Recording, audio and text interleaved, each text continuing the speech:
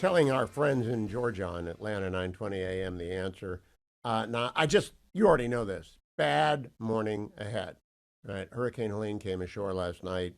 Big Bend in the Florida, Category 4, blew through Florida. It's now in Georgia. It's been in Georgia for 3 or 4 hours. Winds up to 110 miles per hour.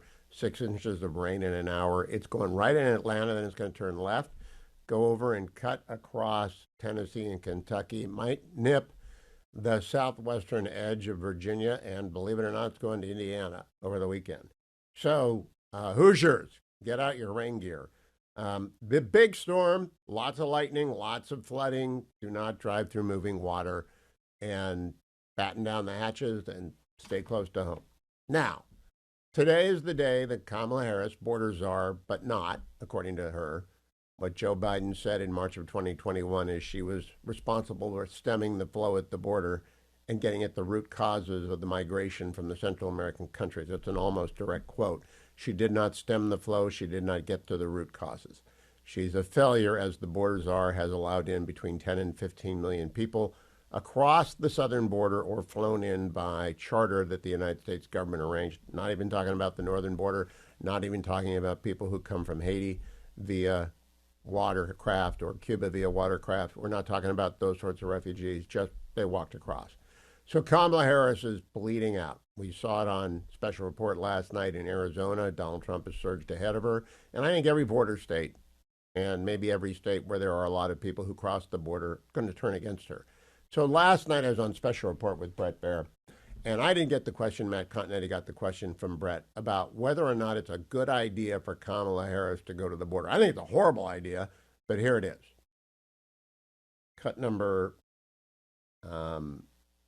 28. Matt Continetti on She Special heads Report. to Arizona tomorrow and is going to head to a border stop.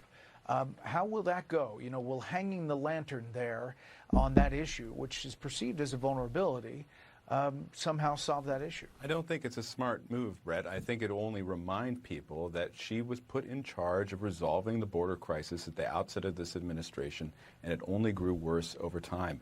Immigration is Donald Trump's signature issue. That's not where Kamala Harris should be drawing a contrast if she hopes to win.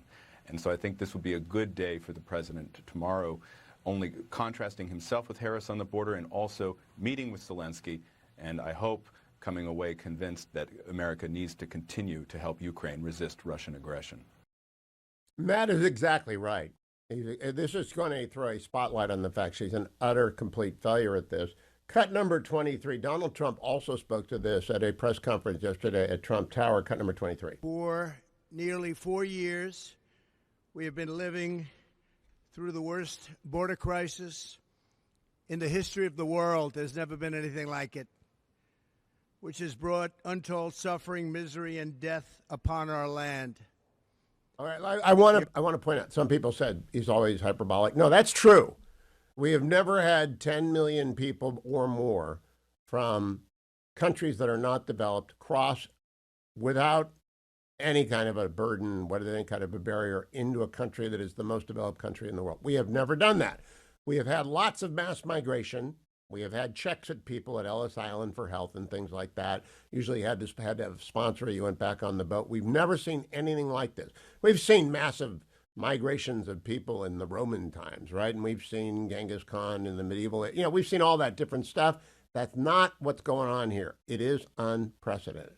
Now, Kamala Harris is going to go to the border, and what she said to Stephanie Ruhle about the border on Wednesday night should concern everyone. Cut number 15. But there are people there that are stressed, that feel that they're at capacity. Communities around the country that have legal immigration, many have said we're at capacity. And many feel like the government has said to them, well, adapt, sit down, be quiet. This is how it is. What would a Harris administration do for those communities who've taken in many, many legal immigrants but are at capacity? Well, first of all, we do have a broken immigration system, and it needs to be fixed. And if we take a step back, months ago, some of the most conservative members of the United States Congress came together with others, proposed a border security bill. That would have put 1,500 new border agents on the border to help those hardworking border agents who are there right now working around the clock. would have put more money into stemming the flow of fentanyl, which is killing Americans around our country and devastating communities, would have put more resources into our ability to prosecute transnational criminal organizations, which in my career I've prosecuted. Donald Trump got word of the bill, realized it was going to fix a problem he wanted to run on, and told him to kill the bill, don't put it up for a vote. No, that's just an absolute lie. As people know, Chairman Lankford from Oklahoma went off at the instruction of the Republican senators, did the best he can, brought back the best he could. It wasn't even good enough to get us more than 3 votes. Wasn't going to get out of the Republican conference. Had nothing. It wasn't bipartisan. It was terrible. Didn't have a wall. Had 5,000 people a day coming in. Donald Trump spoke to this yesterday, cut number 20. You will hear Kamala claim that the reason the border is not secure is that Congress has refused to pass her atrocious border bill. It's the worst bill you've ever seen. It would allow people to come in here at levels that would be incredible and would allow them to get citizenship. But He's right. He's right. And he went on at length about it. Bottom line, there was no bill. Bottom line, there was a controlled border when Trump left. Biden and Harris opened the border. Harris has done nothing. She has not been to the border but once in 4 years. This will be her second trip. And her first trip didn't really take her to where the problem was. I want to remind people of a short history of immigration. Democrats had majorities in 2009, 2010, 2021, 2022, with which they could have passed via reconciliation comprehensive immigration reform, and they chose not to. They want the issue, not Republicans. Republicans tried immigration reform in 2006, 2007, 2023, and again with Jim Lankford in 2024. The Democrats aren't serious. They will not build the wall. And therefore, it's not just one wall. We need 2, and we need many more border agents, and we need lots more support for local law enforcement, and we need deportation of people who are here when they cross any kind of law enforcement path. Here's the deal. The fact that Stephanie Ruhle did not bring this out and that the media will oblige Kamala Harris by going to the border with her today will not persuade one person about the border. It will, however, throw a searchlight back onto the issue. And I just think she has a terrible campaign team. And she doesn't have any sparkle. She's so bad. I was, on the panel last night. First question came to me about the polls. Cut number 25 from Special Report last night. Okay, Hugh, you look at polls every day. Some people glaze over as we're getting closer and closer to Election Day. By the way, everybody should look at likely voters now at this point in the election because these 7 states, that's really where the game is. You are right. And those 7 states are tight as a tick, to borrow the cliche. I watched last night the vice president give her 5th consecutive dull, uninspiring, and substance-free interview. And I think the ice is freezing over, Brett. Began with Dana Bash, Brian Taft, the National Association of Black Journalists, Oprah, and then last night, only 1.8 million watched her live at 7 p.m. And I'm thinking to myself, she is losing the opportunity to make the sale. And I just don't think, boy, that clip of Barack Obama reminded me, when you've got sparkle, you've got it, and she hasn't got it. She's not even close to it. She got like 0 sparkle. Now, Brett came back to me one more time because today Donald Trump is going to meet with President Zelensky of Ukraine, who has some explaining to do because he got sucked in by his ambassador into a nakedly political event. He made harsh comments about J.D. Vance. Never play in another country's politics. You just don't do it. So I got a chance to comment about that last night. Cut number 26. Could this issue be a big issue in the campaign, Hugh? It should be, because it matters in Pennsylvania and Ohio, and maybe in Michigan. There's a Ukrainian-American population, and generally among people who like American strength. Zelensky made a bad mistake yesterday, Brett, by appearing at what was a nakedly political event. Ingratitude scalds. When Putin first invaded Ukraine in 2014, Obama sent blankets. When Trump came into office, he sent anti-tank missiles. They were able to fend off the second invasion under Joe Biden. I think he's got a lot of explaining to do to the former president. Hopefully he gets it done, because there are a lot of hawks in the Republican Party who would like to support Zelensky, but that stunt in Pennsylvania yesterday was a very bad move on his part. It was a very bad move on his part, and I expect he will apologize to Donald Trump today and will rightly claim, I have no idea, I got worked. My ambassador dropped the ball. Josh Shapiro worked me, and, I appreciate everything you did for me when you were president. And if you're president again, I hope we can work together, because he is going to be president again, I think. You can't sleep through a hurricane. Good morning, America. I'm Hugh Hewitt in the Relief Factor studio. Thank you for watching or listening this morning, watching on Salem News Channel, listening on any of my affiliates, from WGAN way up in Portland all the way down to where it's 560 AM and 98.5 FM, down to KCBQ in San Diego, 1170. Good morning. Market report brought to you by our friends at AmericanFederal.com. And AmericanFederal.com is owned and operated by Nick Rovich, who was my guest in a non-sponsored segment yesterday to explain gold. Because gold is this morning at $2,685 an ounce. When I talked to Nick live yesterday, gold had breached 2,700. And I'm just astonished by this. And he explained it's central banks are buying gold, which adds to the individual demand of people who are worried about the national economy. That's why gold is up. Nick thinks it's going to break 3,000. I don't make predictions. I don't make investment advice. I just believe in diversification. All markets went up yesterday. Dow went up 0.6. The S&P went up 0.4. The NASDAQ went up 0.6. So it was a very good day for markets yesterday, but gold went up. Now, it eased off its all-day, intraday high of 2,700 back to $2,685 an ounce. But if you want to buy gold or investigate gold, go to AmericanFederal.com or call Nick and his team at 1-800-221-7694. American Federal is a great, great sponsor of ours, and I loved having Nick on because, as you could see, as you could hear when he was on, he's just very straightforward about everything. He's been doing this for 44 years. You can trust him and his team. 1-800-221-7694. Now, I have a complaint. About Nintendo Switch. Now, I am not the old guy on the lawn yelling at people for playing video games. I don't mind a little bit of video games. I had two boys when Xbox came out, got them the Xbox, just monitored how much time they spent on it. I did not realize, however, that Nintendo Switch had set about destroying the baseball minds of youth across America. I discovered, much to my dismay this summer, that my 10-year-old grandson is now playing a lot of Nintendo Switch, the show. The show is about Major League Baseball, and you play simulated baseball games. Now, I want you to put up, Harley, if you could, the picture of the standings in the American League right now. And when you see those standings, you're going to know that's the playoff, the other one, the standings. The standings you'll see, if you're watching on the Salem News Channel, the Yankees are one game ahead of the Guardians.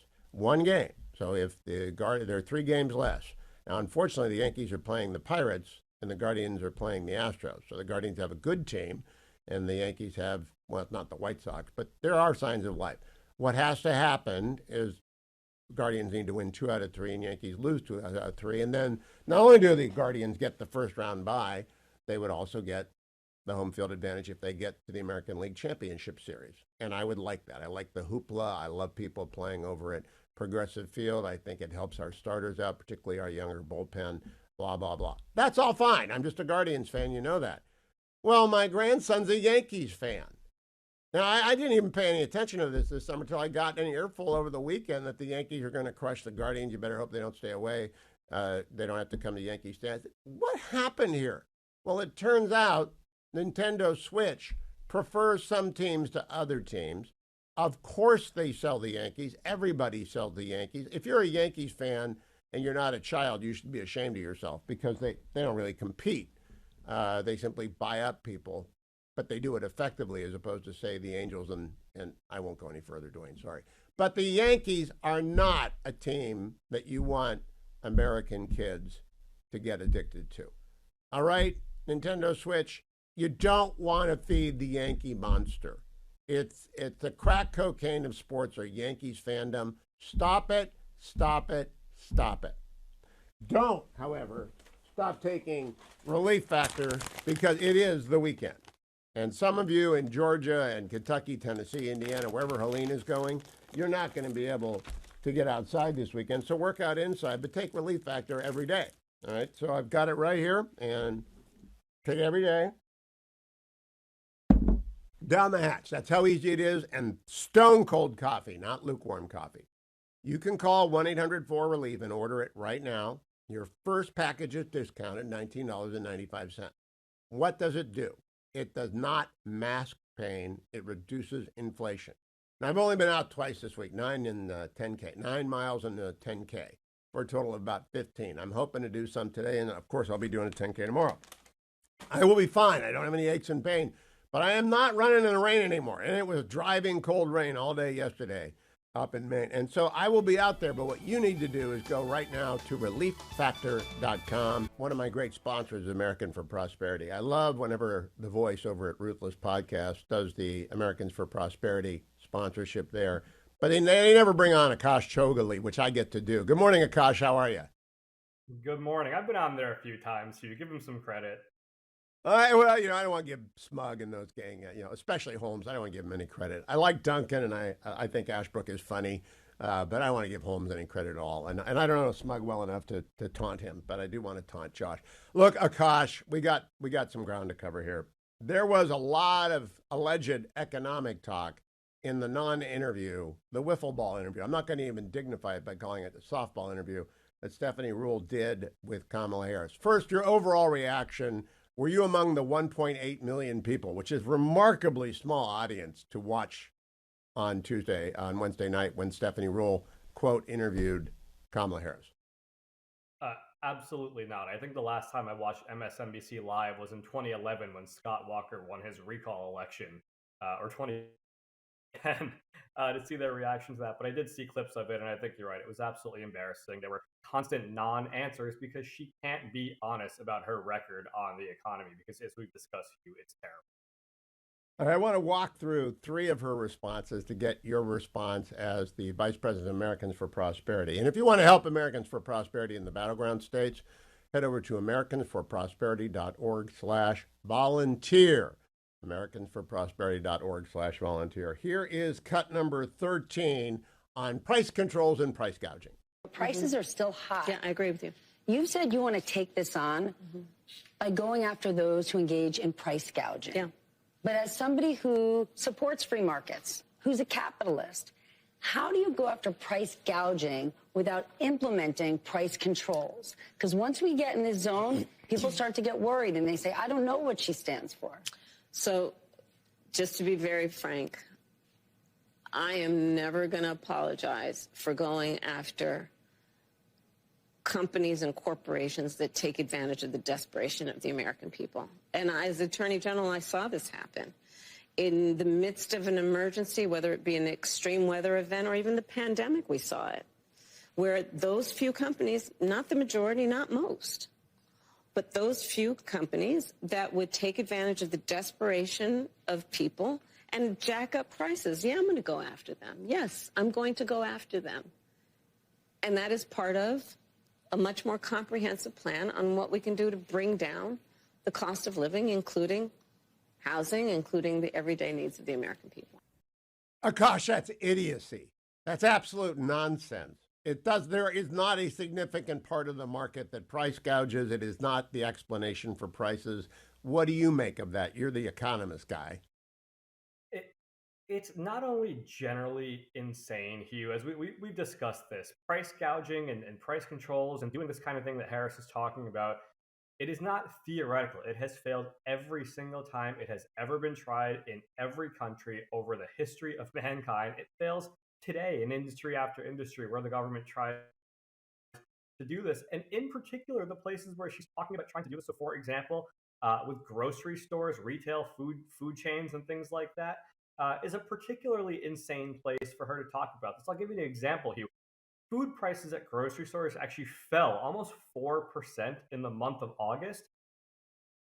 But you never hear them say that greedflation is over or that businesses are all of a sudden not being greedy or they're not price gouging when prices fall or when the growth of prices slows down. You never hear them renege when things go in the direction they want them to. It's only ever, oh, businesses are evil and they're the ones to blame, when in fact, as we've discussed, it's the $6 trillion in additional spending that Democrats pushed through when they were in full control that actually drove this inflation crisis. Yeah, it's simpleton stuff, and anyone with even high school econ, much less college economics, much less serious economies, would agree. Yeah, that's just a fable. It's a myth. It's a legend intended to be believed by people who don't know anything. Cut number 3 now is where she makes a vow. Cut number 3. Expanding that child tax credit, or you mentioned housing before, giving that extra money for a first home. If you can't raise corporate taxes, or if GOP takes control of the Senate, where do you get the money to do that? Do you still go forward with those plans and borrow? Well, but we're going to have to raise corporate taxes, and we're going to have to make sure that the biggest corporations and billionaires pay their fair share. That's just it. It's about paying their fair share. I am not mad at anyone for achieving success, but everyone should pay their fair share, and it is not right that the teachers and the firefighters that I meet every day across our country are paying a higher tax than the richest people in our country. This is not just nonsense on stilts. It's nonsense on Starlink takeoff, Akash. I just can't believe, as a constitutional law professor, well, we're going to have to raise corporate taxes. Guess what? They're not going to raise corporate taxes when the Republicans take the Senate, which was the predicate in Stephanie Rule's question. So it's completely non-responsive. But what did you think of that bit of inanity? Oh, I love this, Hugh. This is such an important point. Such an important point. There's 2 things here worth pointing out. 3. So one, as you mentioned, of course, they're not going to raise corporate taxes if Republicans control one chamber of Congress. The other is that corporate taxes don't pay for the kind of promises that Vice President Harris is talking about. Corporate tax revenue makes up a minuscule part of the federal budget. You would have to raise the corporate tax several times over, multiples of what it is, to try to pay for these enormous hundreds of billions, trillions of dollars in promises that she's making. The corporate tax is not a significant source of revenue. It never will be. And so it's incorrect to say that it can pay for the promises. And then when it comes to the rich, quote unquote, paying their fair share on the individual side, one, the rich overwhelmingly pay the vast majority of individual income taxes already. We have an extremely progressive individual income tax code. And so she would only make that even worse. There's no point at which those left will ever say the rich have already paid their fair share. And then one additional point, you know who pays their taxes through the individual code and will be slapped with a massive tax hike if she were to actually do that? Are small businesses. Pass-through businesses pay on the individual income tax side. Many of those are small businesses. She wants to raise taxes on employers who are the ones helping put food on the table for the working class families that she claims to care about, all to pay for her massive bureaucratic spending plans and to hire more government union bureaucrats. One last question, Akash. She keeps talking about the federal government's going to build 3 million houses. You and I know, but I want your comment on this. The federal government doesn't build any houses at anything like a competitive rate with the market. From 1989 to 2016, I represented landowners getting their permits from the federal, state, and local government to build houses. The federal government makes it worse, not better. Do you think she has a clue about what she is asserting she can do about cutting red tape? Absolutely not. I think she's directionally correct, and I think she knows that when it comes to housing costs and how that really is a pain point for the American people. It's a pain point for young people. I think she frankly deserves some credit for having the awareness to know that that's a politically sensitive issue. But in general, there's very little the federal government can do on this issue. States are largely, and cities are largely where that problem will be solved. One need only look at the comparison between San Francisco and Houston and housing costs there for 2 very large cities to see the difference that local governments can make instead of the federal government. But again, she's dodging, and her plans would only make matters worse when, in fact, it is her track record, her administration that has made prices go up in the first place. The price of labor, the price of lumber, the price of materials, the price of things that go into your homes. And all she wants to do is dump more federal tax dollars to the problem, which is only going to make the problem worse by raising prices again, over and over again, as we've seen in industries like healthcare, higher education, and others, where the government throws money at a problem without doing anything to fix it. I think she's economically illiterate, but I don't know that that is particularly surprising because she did not make any persuasive case on any issue. Akash Chougule from Americans for Prosperity, thank you for joining us today. Head over to americansforprosperity.org/volunteer if you want to get involved on the ground in one of the swing states or from your home using the variety of tools that americansforprosperity.org/volunteer will make available to you. I want to say one thing about immigration reform. Kamala Harris called for a pathway to citizenship. That is the worst idea. It has been asked for before. Republicans proposed it in 2006, 2007, and 2013. It does not get through the House or the Senate in any of those years. Republicans could have gotten rolled because Democrats controlled the House and the Senate in 2009, 2010, 2021, 2022. They could have used reconciliation if they had wanted this. They always promise a pathway to citizenship. They never deliver it because they don't want it. They want the issue. When she goes to the border today, when Kamala Harris is at the border today, you ought to be seeing the reality is she has done nothing about anything having to do with controlling the flow of illegal immigrants into the country. Nothing, nada, zero. Remember that. Nothing. Let me talk to Dwayne for a second. Dwayne, are you doing a Dwayne's World today? Oh, yeah. And what are you dropping? We covered that kind of interim period before Donald Trump gave his remarks at Trump Tower and after what we did yesterday to push back at Kamala Harris's disastrous thing. I played a lot of Melania Trump and her interview on Fox and Friends. I played a lot of Kamala Harris's Economic Club of Pittsburgh speech. You know, everybody covered the train wreck of the MSNBC interview with Stephanie Ruhle, but you forget kind of what happened earlier in the day, which was just as inane and just as ridiculous. And so I played some of that since it kind of got short shrift. I couldn't agree more. Now, let me talk to you about my PhD, weightloss.com, because they don't sponsor Dwayne's World. We do Dwayne's World so that you can promote everything else we are doing. But we have to remember that 644 1900, that's 864 644 1900. Connect our listeners to myphdweightloss.com. Dwayne, your experience with it, because now the summer's over, but now they're worried about the holidays because they're going to start eating at about October 31 when they start stealing the kids' candy. Right. You can give yourself a little bit of a cushion ahead of that by losing some weight ahead of time. It's pretty quick. It's pretty safe. It's really safe. And it's something where you can maintain that and work your way through the holidays. I lost 50 pounds and made it through Thanksgiving without adding it all back up. And 2 years later, he's at 48 pounds lost. So I'm here to tell you my PhD weight loss works. It isn't $1,000 a month for the rest of your life like the drugs. Give it a try. Tarzana Joe, who's there in black tie and tuxedo picture because we can't get a video this morning from Tarzana. Was there an earthquake out there, Joe? There's always a little bit of rumbling in Tarzana. You know, the neighbors are restless. Rhyme away. It's been a roller coaster of a week, Hugh, and it's a roller coaster of a poem. I can't believe the media, no matter how I've tried. Every time they speak, I hear, your shoelace is untied. When they say to swing away, that's when I want to bunt. They didn't learn from Cronkite. They learned from Alan Funt. We used to treat the Fourth Estate with reverence and renown, but I can't count the garden paths that they have led me down. So when it comes to polling, there's got to be a plot. I listen to the numbers and can't figure out what's what.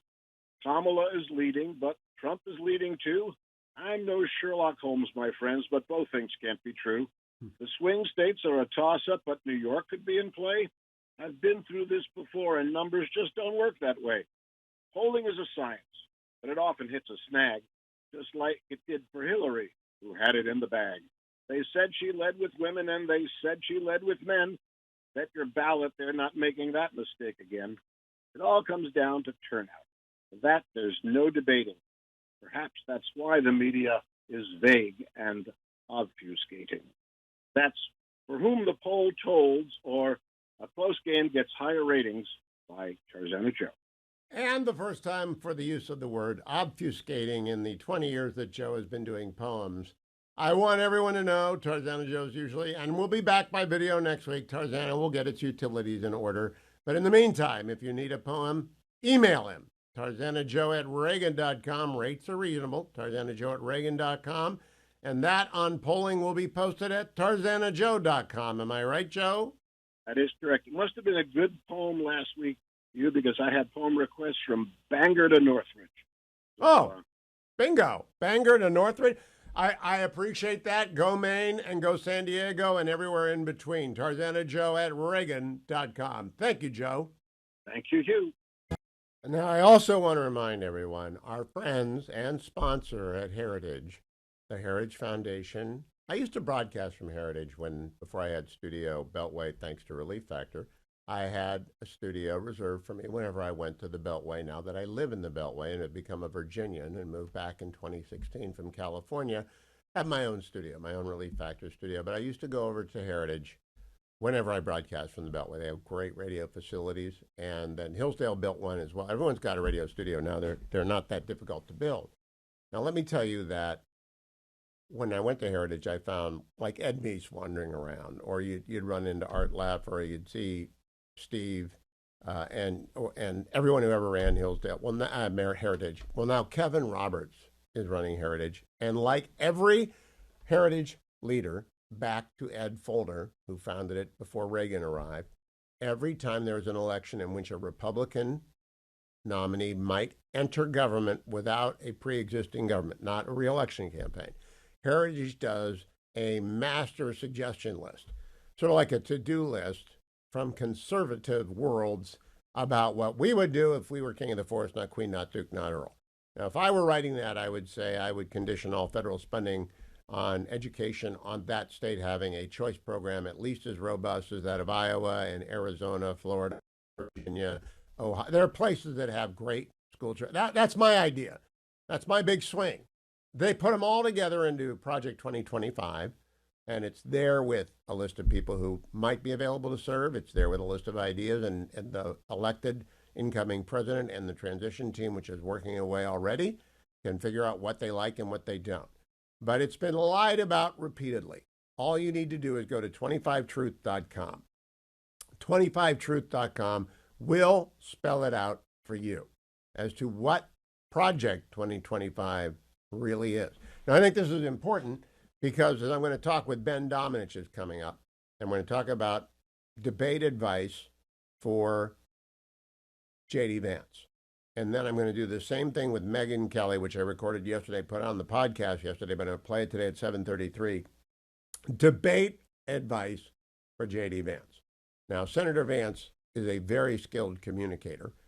He is also not going to fall for any tricks, but it's 3-on-1. Right? Margaret Brennan, Nora O'Donnell, and Tim Walz are all lefties. They are lefties. And they are going to go after J.D. Vance on cat lady stuff and nonsense stuff. And there are ways to handle that. And we're going to talk about that. But when Tim Walz brings up Project 2025, J.D. ought to have an answer ready, and he ought to hit it 417 feet like Jose Ramirez did. By the way, Jose needs 2 home runs to make the 40-40 club. For the first time in any Cleveland baseball club, back to the Spiders. They were the Spiders and they were the Indians, now they're the Guardians. No one has ever done 40-40. Now, Ohtani just did 50-50, but he's a freak of baseball history. I think Jose Ramirez is clearly the most valuable player in the American League, and 40-40 would just draw a line under that. But I didn't think the Guardians were going to make a wild card, and here they are, 1 game behind the Yankees for the best record in American League, with 3 games to go. Sadly, the Yankees are playing the Pirates, so it's going to be hard to make up that 1 game. It's not really a glorious morning for everyone in Florida and Georgia. At least 900,000 people are without power in Georgia. 3 deaths reported in the Peach State, so I'm encouraging all of you, stay home if you can. Don't drive through standing water. And the winds are, of course, remarkably strong. Do not approach down power lines. AM 920 listeners, we love you. Stay safe. I'm joined now by Ben Domenech. He is the editor-at-large at The Spectator. He is a Fox News contributor. And every Friday we go through the week and look backwards. And I just have to begin, Ben. The vice president sat down with Stephanie Ruhle. It was her 5th interview in 60 days. Dana Bash, Brian Tapp, the local Philly affiliate, the National Association of Black Journalists, Oprah, and now Stephanie Ruhle. She's really bad at this. What did you think of the Ruhle interview? Well, one of the things that is a repeated and noticeable attribute of the vice president is that she gets twisted up and stumbles over the most predictable questions in the world. We're used to dealing with gotcha questions from journalists for people who are on the right. You expect them when you walk into interviews, and it's why if you have to really come prepared. It's what makes, frankly, J.D. Vance and Tom Cotton pretty impressive at this, in the sense that they can anticipate where people are going to go with questions and get out ahead of them, be prepared to answer them, and respond effectively.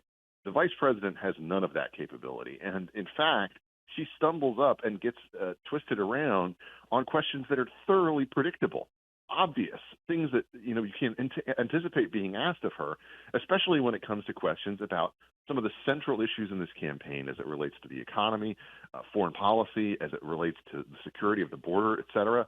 All things that she can't anticipate are going to be asked of her by friendly interviewers and put in friendly context. And still, she can't manage to get through an interview without making a complete joke of herself and looking like someone who just started to get into politics yesterday, as opposed to being what she is, which is, of course, a lifelong politician who's been active at all these different levels and should be able to answer questions, especially from someone like Stephanie Ruhle, who literally was on Bill Maher the previous week, talking about Kamala Harris in a way that was extremely positive.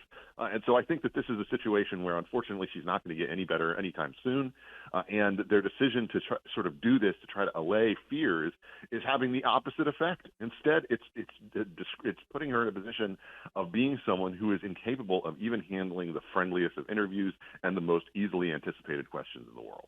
Now, Ben Dominant, she's 0 for 5. And I said last night on Special Report, I think the ice is frozen over this. I do not think she can change people's opinion of her. But I want to hammer one thing down. I have been involved. I got the vote for my first president in 1976. I voted for Jerry Ford, worked on his campaign. I have followed every presidential election very closely since then. There has never been a less skilled communicator from either major party since 1976. And I feel pretty confident in asserting that. I can even remember George McGovern. We can go back the full 52 years because I can remember Nixon was pretty good in the interview setting and the press conference until Watergate overwhelmed him. But in a presidential campaign, he was very good. He had Roger Ailes. George McGovern was better than this. Mike Dukakis was better than this. This is the worst of any presidential candidate ever. Do you think I am right? I think you are right. I think that she would be starving for any kind of slogan or anything that she could lean on. How's about this for a suggestion? How about whip inflation now? Let's try that on for size. You've got to explain to our youngs what that was Jerry Ford's button. I actually have. I kid you not, Hugh. I have an original win button that I have that I'll show you next time you stop by the house. But it's one of these things that is so. It's so readily apparent that she is not ready for this job, and it's a different kind of defect than what we've experienced with Joe Biden. With Joe Biden, we have someone who doesn't know what's going on around him, who's clearly just completely incapable of being president at this moment, and it's sad on a certain level because this is someone who had a career in politics that led him to this point, and whatever you think about his policies, I think they're terrible. You can have some sympathy for someone who's aging in public and really shouldn't be in this job. In her situation, she is an extremely ambitious person whose ambition is completely out of step with the actual capability that she has to do the job. And communicating to the American people, inspiring the American people, having any kind of effect on the American hopes and dreams for the future is something that the media is completely manifesting about her that does not exist. And instead, I think, when you see some of these polls, for instance, the NBC poll that showed her popularity rising to heights unseen since George W. Bush stood on the rubble in front of the two towers and said that they'll be hearing from all of us soon. That's, to me, I just think that is not true. I don't see it. I don't hear it. I don't hear it from my Democratic friends.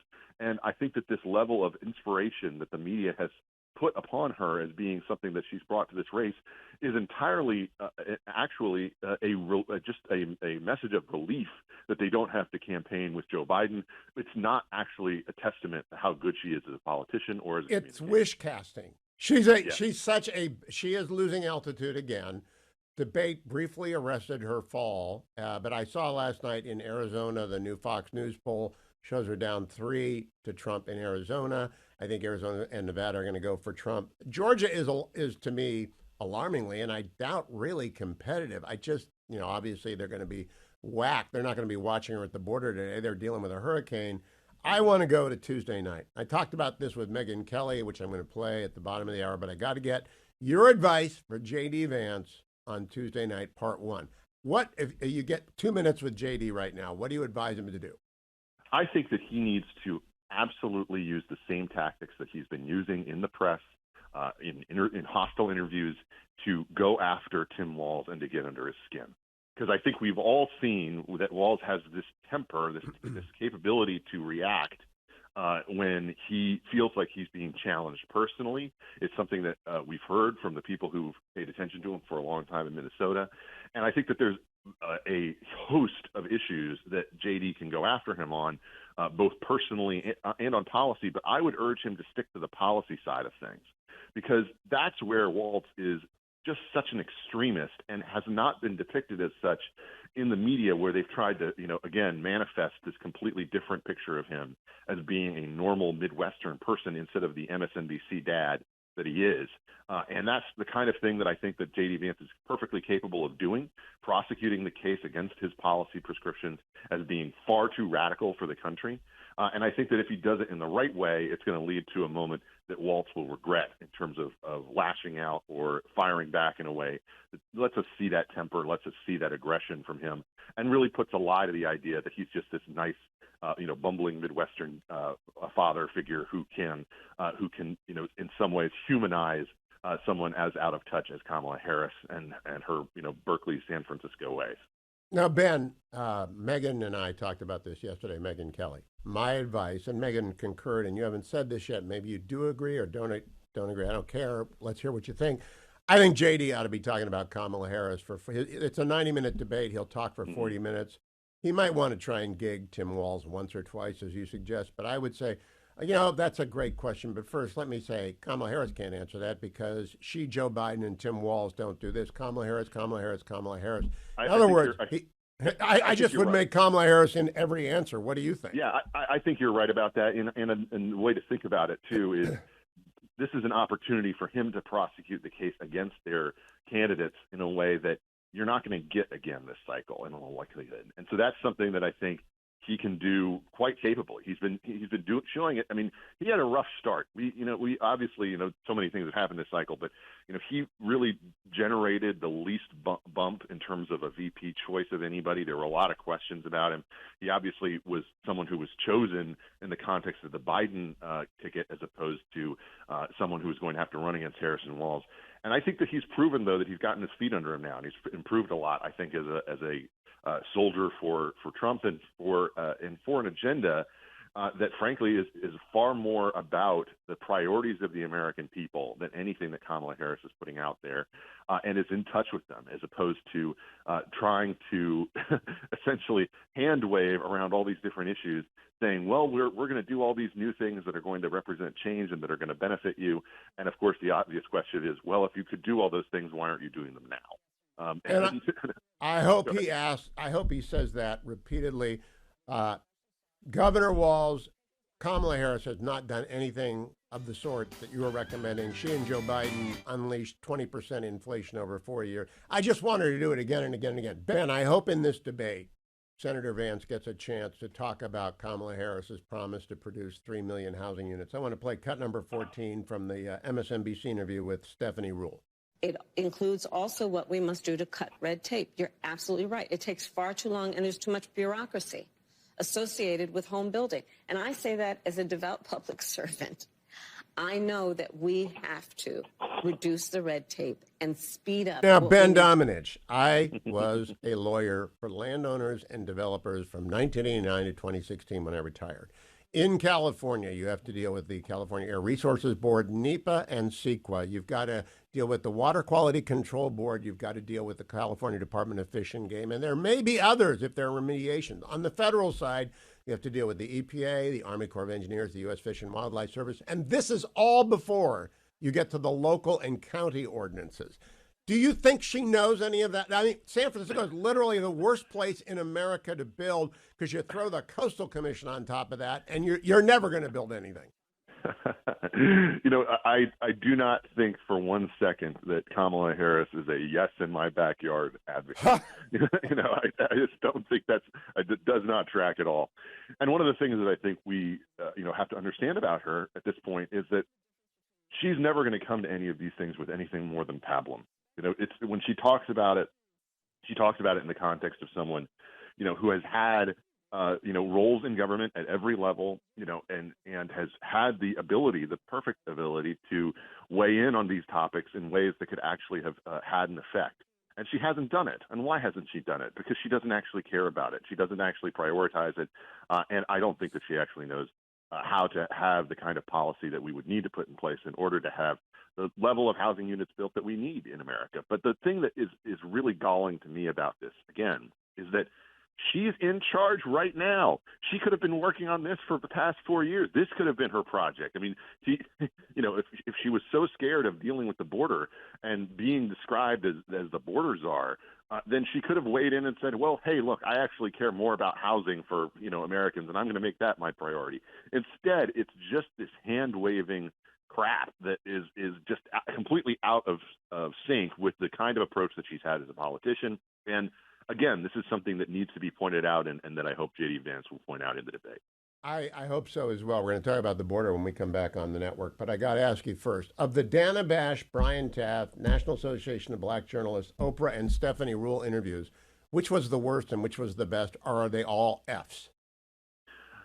I actually think that the worst may have been this Rule one. I think the best was probably the Oprah one, only because the Oprah audience is perhaps more amenable to a lack of any policy details.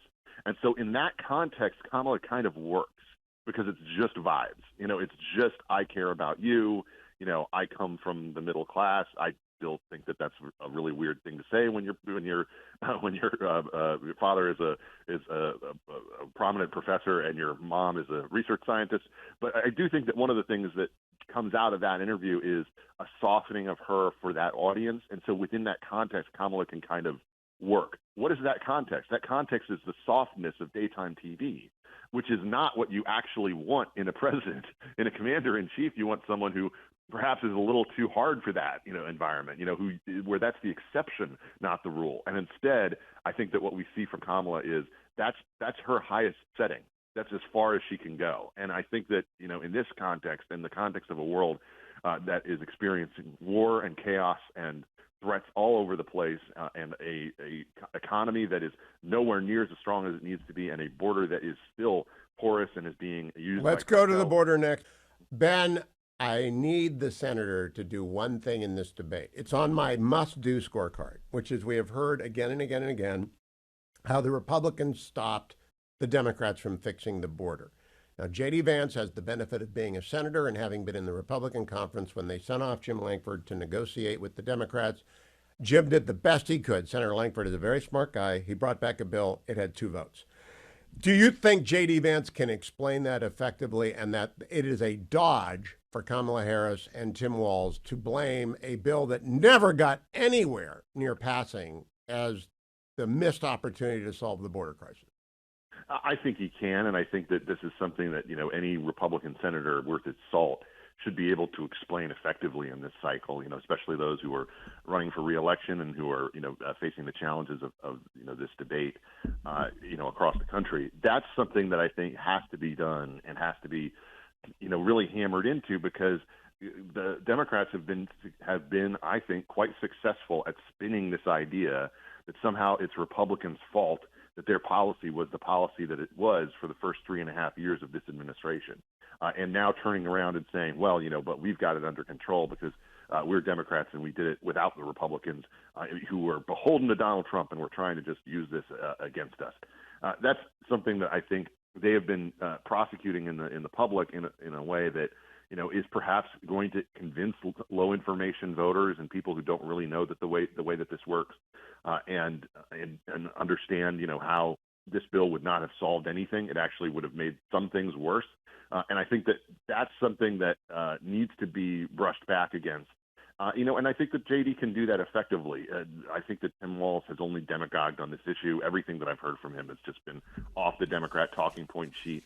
And he's obviously not someone who's particularly comfortable talking about the border in a larger context. He's made some errors over the course of this when he's trying to talk about it. And so I think that that's something where the advantage can be pressed.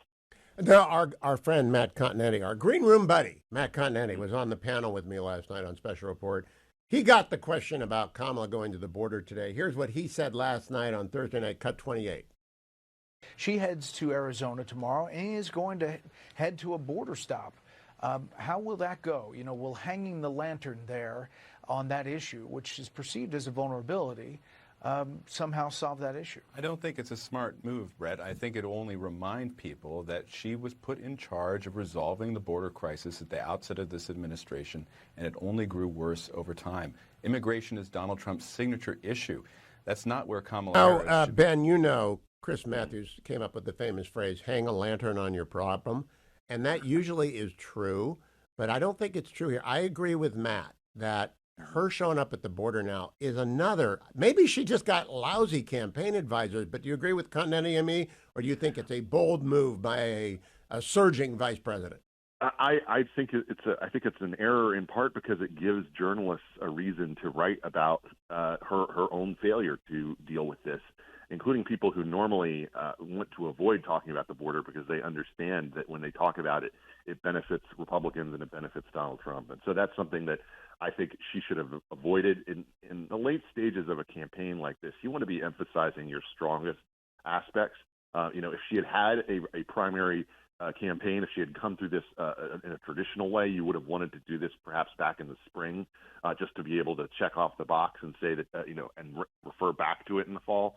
But at this stage in the campaign, I think it's an error, and I don't think her campaign is that impressive, to be quite honest. I'm not impressed by her ads. I'm not impressed by their approach to these interviews. I'm not impressed by anything that they've really done. And in fact, I think I may have even said this to you before, Hugh.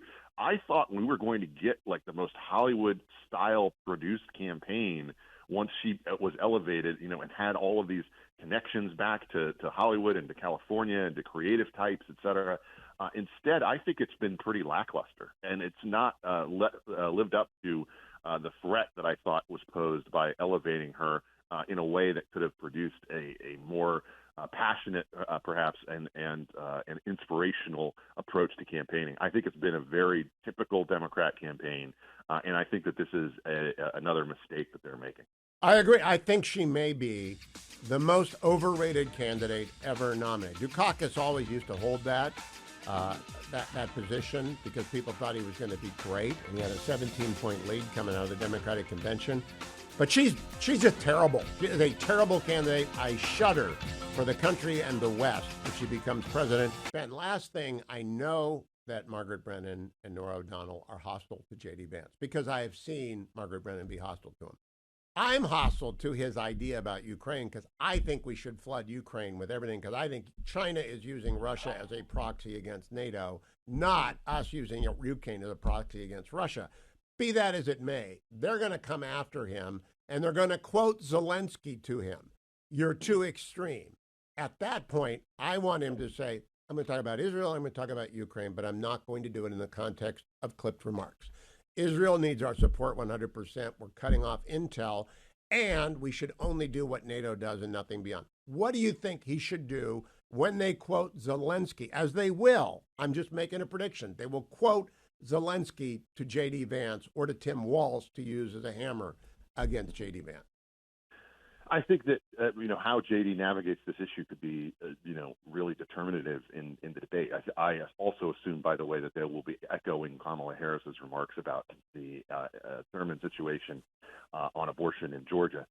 The other thing that I think that he needs to do and needs to be mindful of in this context is that this is not a space for him to sort of go down his own rabbit holes of belief regarding policy. He is there as the representative, as the stand-in for Donald Trump. And so it's Trump's policies towards Ukraine that he ought to be defending as opposed to his own unique perspective on this. That's something, though, that I think is going to be a real challenge for him, and I think that he needs to put it in the context of what is in the best interest of America. I agree with you, Hugh, that frankly, this administration dragged its feet for far too long, that this war could have been ended more quickly, and that it could have been, essentially flooded with the kind of resources that they needed much earlier than how everything actually played out, which is very consistent with the Biden approach to foreign policy, by the way. And I think that Vance should be a critic of that and basically say you did this in a way that essentially led to this war being continued without any real end in sight. Ben, a very specific question, because before we run out of time, I last night on Special Report said, look, there have been 2 Russian invasions of Ukraine in 2014 under Barack Obama and in 2018 under Joe Biden. In 2014, Obama sent blankets. When Trump was president, he sent anti-tank missiles, which saved them when they invaded a second time after the collapse of Afghanistan. So 2 invasions of Ukraine by Russia, both under Democrats. Kamala Harris is responsible. Tim Walz, you quit before you deployed. I don't know why you're telling anyone what to do about a war. How would you answer that? Would you adopt the history approach of Hugh Hewitt? Yeah, I think that approach is something that can work. Of course, it's something that, in the context of this, is the best way to deal with the interviewers. I mean, with the moderators, because they are mindful of that history as well, and because frankly, I think it's a way to put them back on their heels. But you are completely correct that they are going to try to spin this in a way that makes him look like he's anti-American, anti-Ukrainian, and that he has sort of a fanciful view of the world. And I think that he needs to come back with it and say, no, I actually have the experience. I know what this is like. I actually deployed. I actually have been through this. I understand these issues, and you're the ones who are operating from a position that has no authority because you've been wrong so often, so frequently, and so continuously.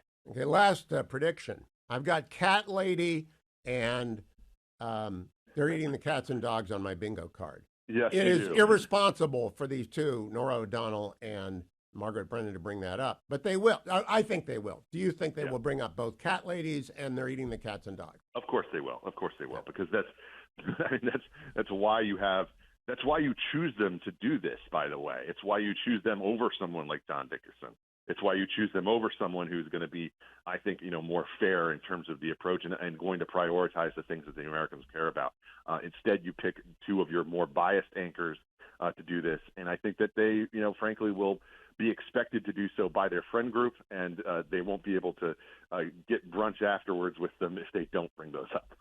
Ben Domenech, thank you. Follow Ben at BDomenech on X. Follow me to the next segment. Megyn Kelly gives advice to J.D. Vance about the debate.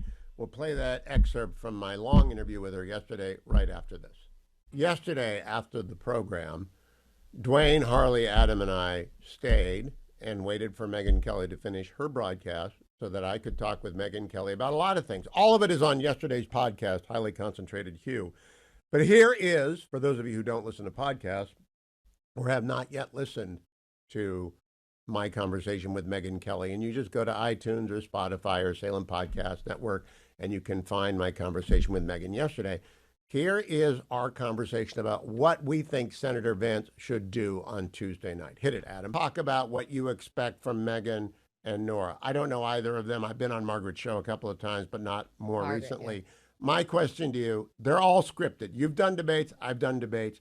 Everything is scripted. Even when someone like me gets asked the questions I want, we know the order, etc. How biased do you think CBS will be in this debate? Very. I'm going to put them someplace between CNN and ABC. They're definitely rooting for Kamala Harris. They used to have journalistic integrity, but if you've watched 60 Minutes in the past 2 years, you know that's gone.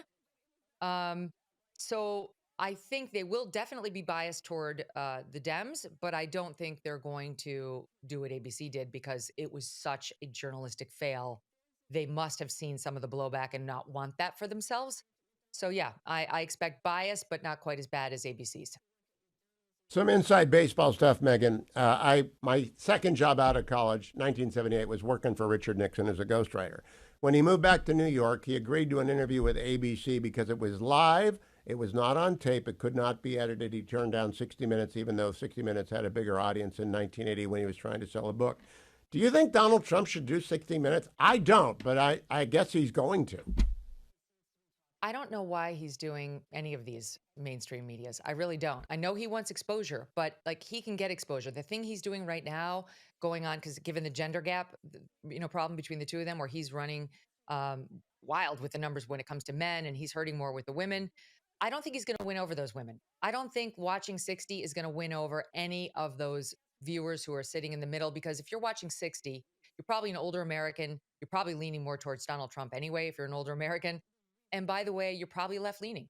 So I just don't think that's the place to go. I think he's been smart with going on like Theo Vaughn and Sean Ryan and these more like huge podcasts that speak to young, disaffected men, most of whom have been told for the past 4 years they're absolutely disgusting because they're white and they're male, and saying, I hear you and I've got reasonable policies and I don't think you're disgusting just because your skin color or your biology and your gender. So I don't see what he gains out of it. It's just Trump's instinct is when offered a platform where you might be on camera, he takes it.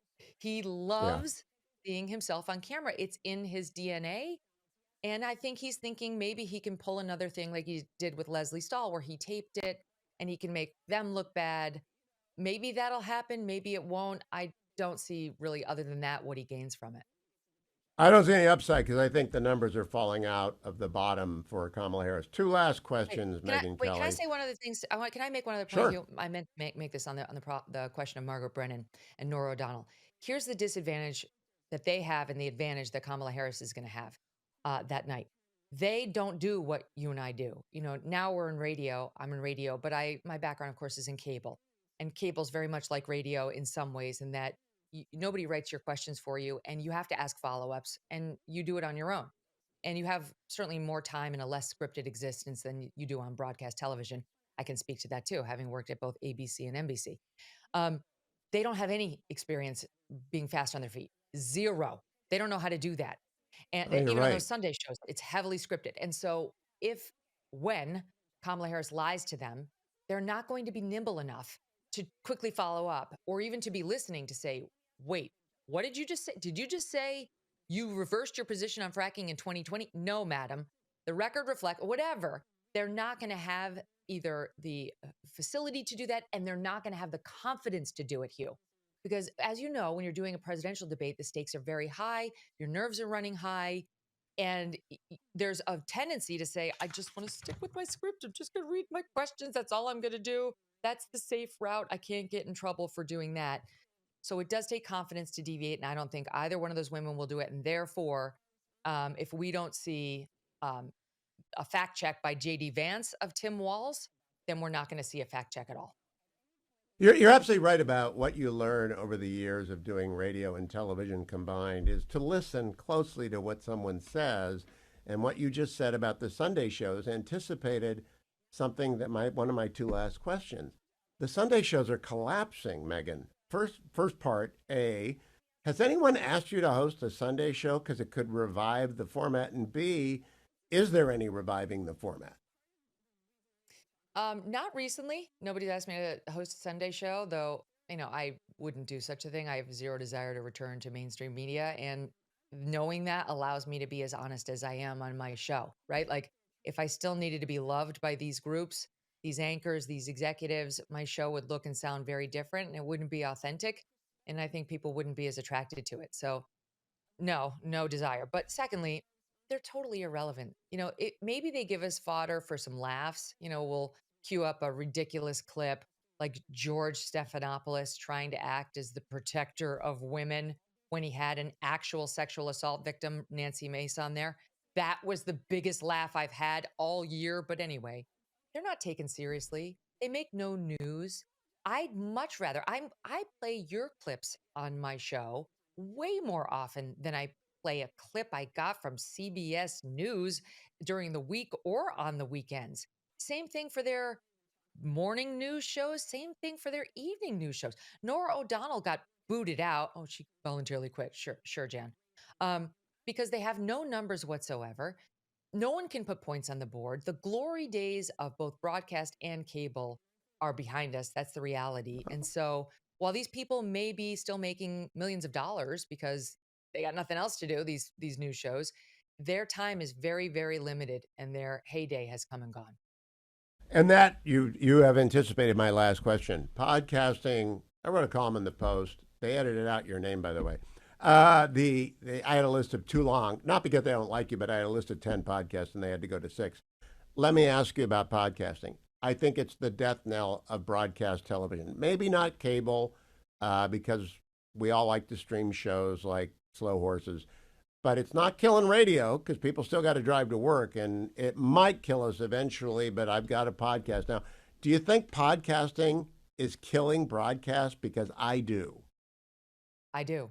And one of the ways in which this was so obvious to me, speaking of the Oprah interview, was Oprah's performance on that stage. Artificial, saccharine, and out of date. She got up there, Hugh. That's enough. Go listen to the entire thing. I wanted to make sure that you heard Megyn's advice to J.D. Vance. Senator Vance needs to talk much, much more about Kamala Harris than he does about Tim Walz. He needs to take some shots at the moderators because they're both left-wing, and he needs to remind people of history on Ukraine and what is going on right now in Israel. Israel is fighting for its life. Biden and Harris have cut them off, and he's got to warn the country and get a commitment and ask the media to get a commitment from Kamala Harris not to pardon Hunter Biden. That's a small thing. But more importantly, not to allow a UN Security Council resolution during the lame duck session to repeal UN Security Council Resolution 1701, which governs Hezbollah is supposed to go back behind the Litani River, and Israel needs to keep pounding them until they do.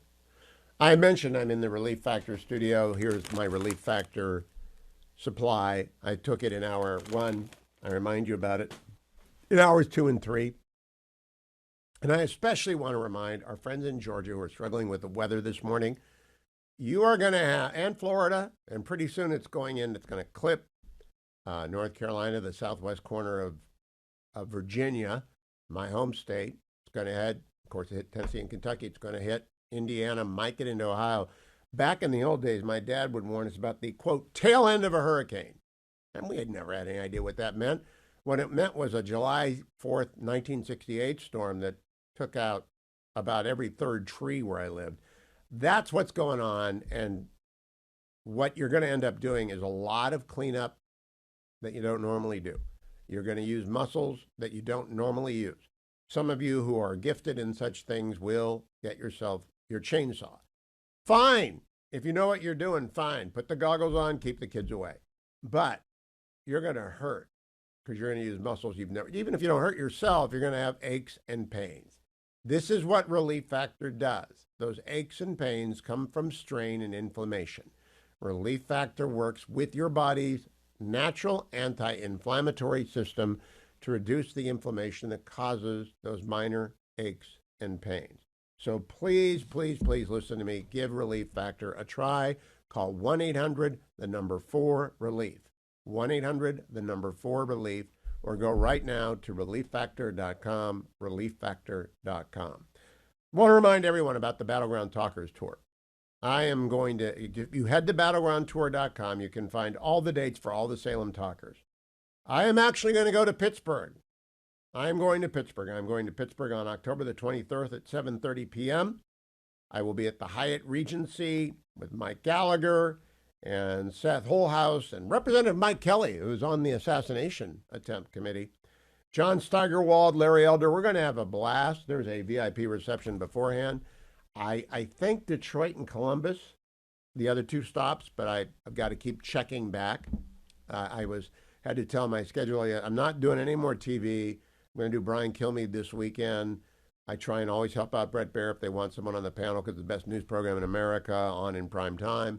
And that's it until I'm done with this, because the Battleground Talkers Tour takes me out and about, and I need to be on the air or on the tour, not on anybody else's show. I love everybody else, but I can't do it. I can and will do the Battleground Talkers Tour. And I encourage you, you Pittsburgh people, I'm pulling for the Pirates this weekend. Beat the Yankees. Humble the Yankees. Take the boys in pinstripes down. Make them 0-3. If the Guardians win 3 in a row, or the Astros that have clinched, I think, the top seed in the wild card. So they're going to be playing whoever is the the worst wild card team. So Houston has won the Western Division. There you have the conference. So Houston is going to be playing. Right now it would be Kansas City, but it could end up being Detroit. It could end up being the Orioles. I don't know. But Houston has won the division. I am told by Michael Beckman that the Astros aren't going to play anyone this weekend. That's good. We like that because we're still in the hunt for the number 1 seed, which would be good. Sarah C. Bedford joins me, as she does every Friday, because nobody has any idea what's going on with the CR and the supplemental, but Sarah does. Sarah, what is going on with the spending bills? Well, I think Republicans and Democrats, even ones who didn't agree with the ultimate path that House Speaker Mike Johnson took, are probably relieved to be out of Washington, D.C., back home campaigning. We probably won't see lawmakers back in D.C. until after the election, because the 3-month CR did get passed on Wednesday with mostly Democratic votes in the House. Obviously, same thing in the Senate, and a government shutdown was averted, but now negotiations over spending are going to come back in December because the CR only keeps the government open through December 20th.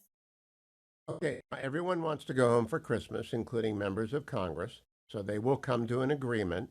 Whether or not it's a short-term agreement depends on who is going to be running the government come January 5, because that's when the new members of the Senate, the new members of the House arrive. What's your prophecy, Sarah Bedford, about the lame duck session? I think it could get pretty ugly because you have a sizable block of House conservatives saying they're not afraid of a shutdown in December. It's about the furthest you can get from an election. They know voters have short memories, and a shutdown would only last, as you mentioned, from December 20th until January 3rd, January 5th, when the new Congress is sworn in, and Republicans could have a bigger majority, to pass what they want in terms of a budget. So I think you could see the threat of a shutdown become much more real in December. And Republicans, including House Speaker Mike Johnson, are saying there will not be an omnibus come December. That's not an option on the table right now. They want 12 individual appropriations bills, and they've left themselves just a few weeks to get through that work. And it's not necessarily realistic that that's going to be the case between November and December. Sarah, I'm curious, has anyone in the Speaker's office or soon-to-be majority leader, either Thune or majority leader Cornyn, have they set about figuring out, okay, let's say we win the trifecta, President Trump wins, we have the Senate, we have the House, let's pass a budget stat, let's get it through the House, and let's do the reconciliation on top of it. So the government might stay shut down until January 10, but we can actually move really fast and have something ready for the President of the United States named Donald Trump on January 20th. What do you think? Is that a doable thing? Yeah, I think the calculations are going to be totally different if lawmakers return in November with a Republican trifecta.